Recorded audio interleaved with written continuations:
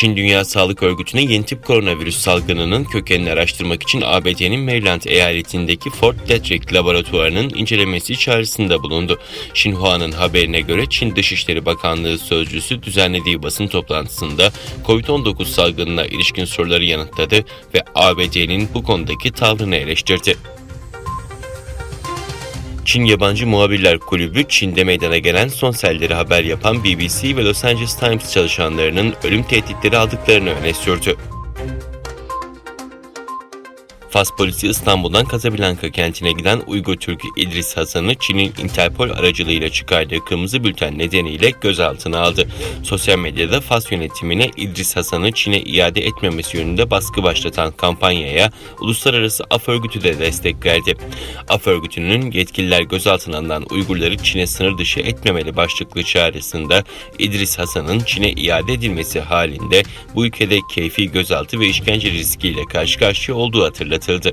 Bilgisayar mühendisi olan 3 çocuk babası 34 yaşındaki İdris Hasan Türkiye'de yaşıyor ve resmi oturum belgeleri mevcut.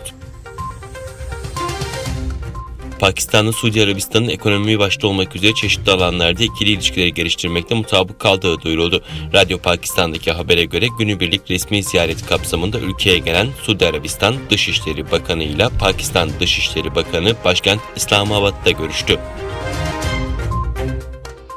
İnsan Hakları İzleme Örgütü, İsrail ordusunun Mayıs ayında Hamas'a hedef aldığı saldırılar sırasında açık bir şekilde savaş suçu işlediğini açıkladı.